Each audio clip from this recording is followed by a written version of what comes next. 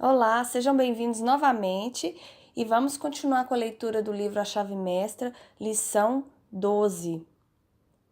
Chegamos à lição 12. No quarto parágrafo, você encontrará a seguinte afirmativa: em primeiro lugar, você deve ter o conhecimento de seu poder.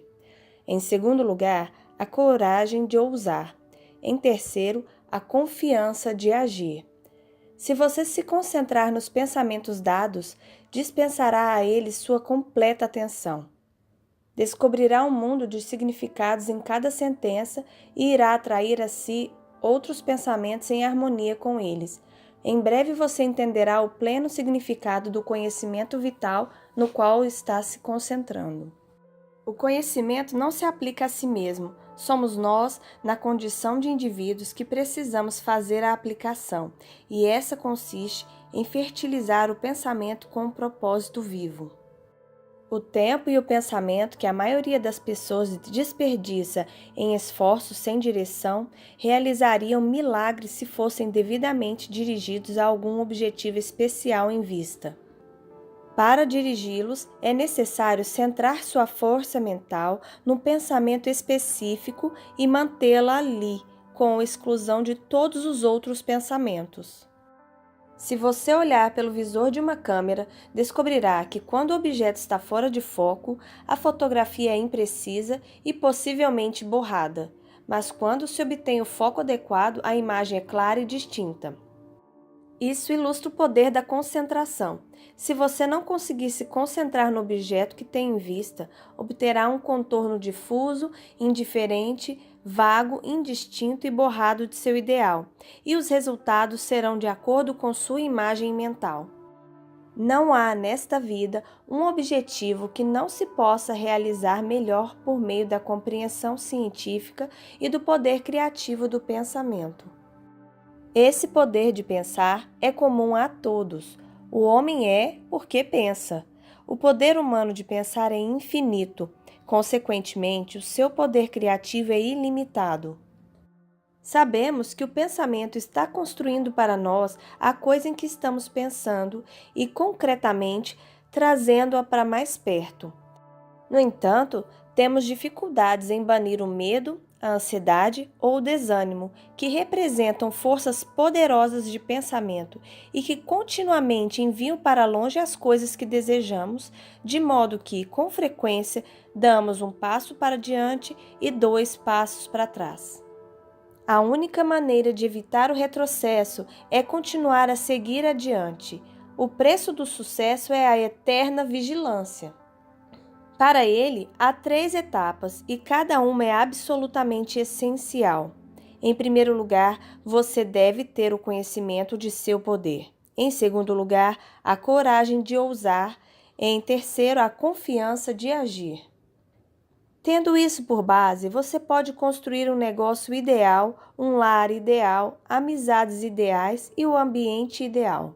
Você não está restrito em termos de material ou de custo.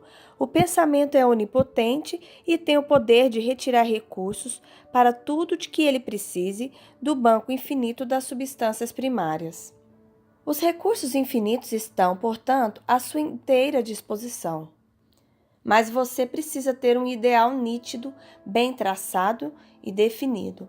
Ter um ideal para hoje, outro para amanhã e um terceiro para a semana que vem significa dispersar suas forças sem realizar nada.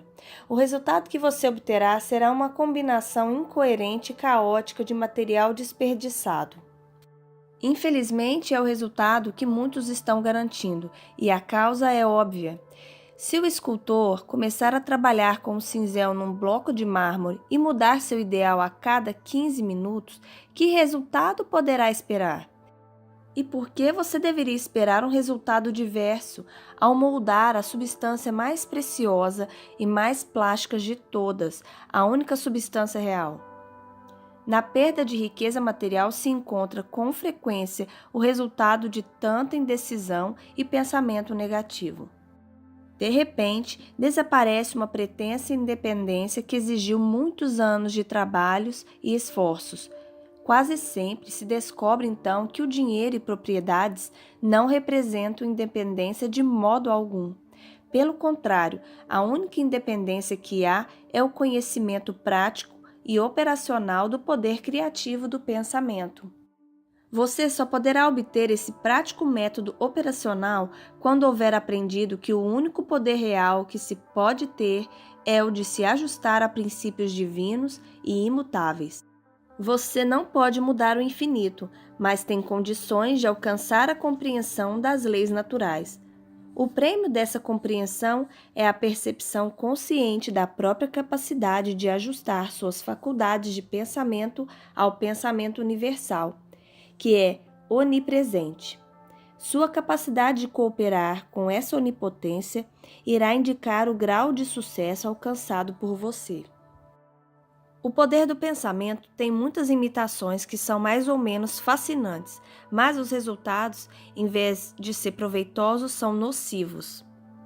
Naturalmente, a preocupação, o medo e todos os pensamentos negativos produzem uma safra compatível com eles. Quem alimentar pensamentos dessa espécie deve inevitavelmente colher o que plantou.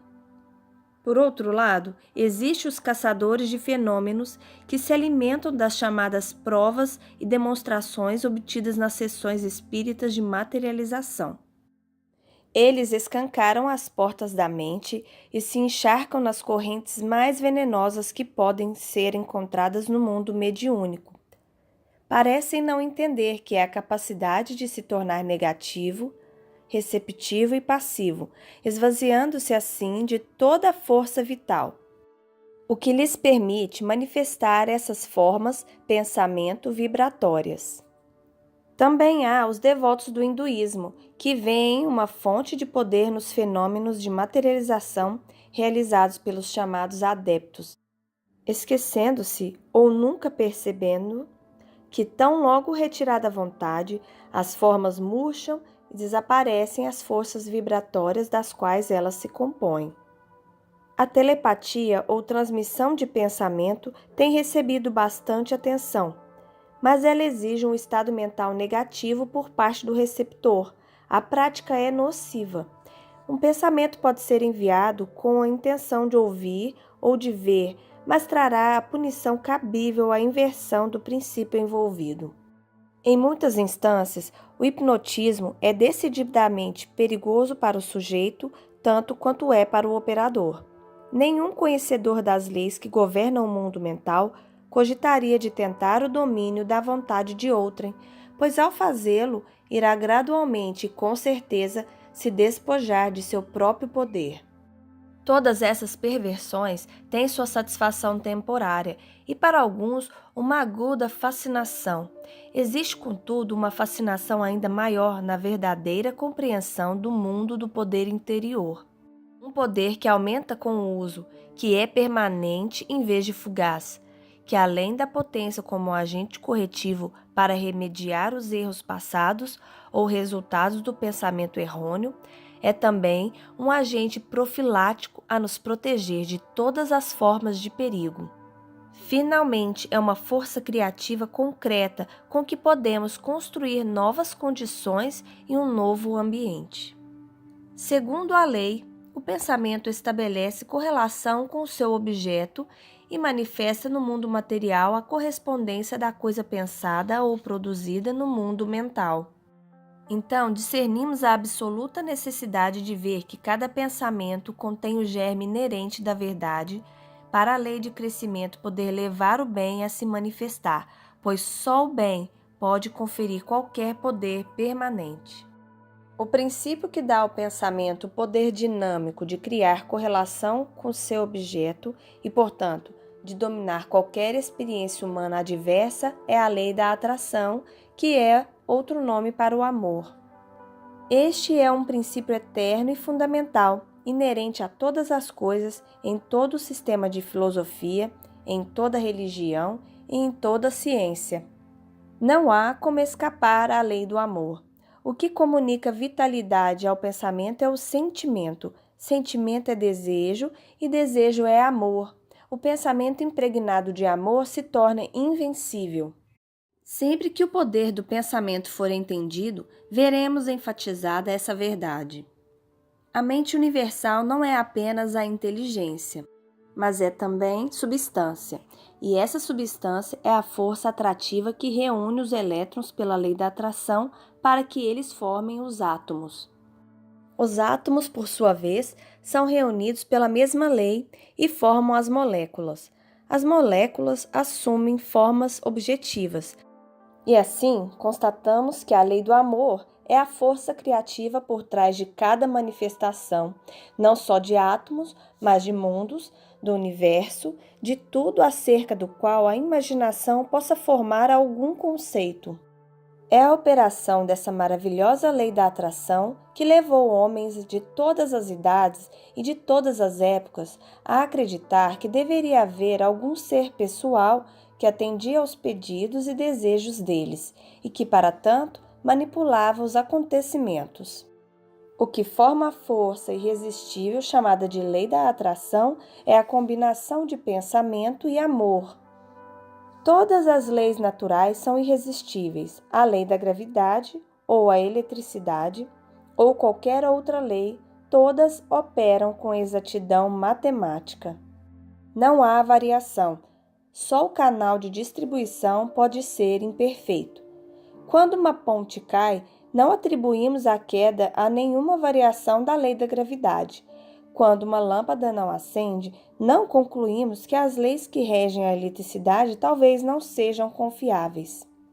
E se a lei da atração permanecer imperfeitamente demonstrada por um indivíduo inexperiente ou pouco informado, não deveremos concluir que tenha sido suspensa a maior e mais infalível das leis, da qual depende todo o sistema de criação. Deveríamos antes concluir que é preciso um pouco mais de compreensão da lei, pela mesma razão que não se chega pronta e facilmente à solução correta de um problema difícil em matemática. As coisas são criadas no mundo mental ou espiritual antes de aparecerem no ato ou ocorrência exterior. Pelo simples processo de governar nossas forças de pensamento hoje, ajudamos a criar os acontecimentos que surgirão em nossa vida no futuro, talvez até amanhã. O desejo educado é o meio mais potente de colocar em ação a lei da atração. A constituição do ser humano é tal que ele precisa primeiro criar as ferramentas ou implementos por meio dos quais adquire o poder de pensar. A mente não consegue compreender uma ideia inteiramente nova até uma célula cerebral vibratória correspondente ter sido preparada para recebê-la. Isso explica por que é tão difícil para nós receber ou apreciar uma ideia inteiramente nova. Sem ter uma célula cerebral capaz de recebê-la, tornamo-nos incrédulos, não acreditamos nela.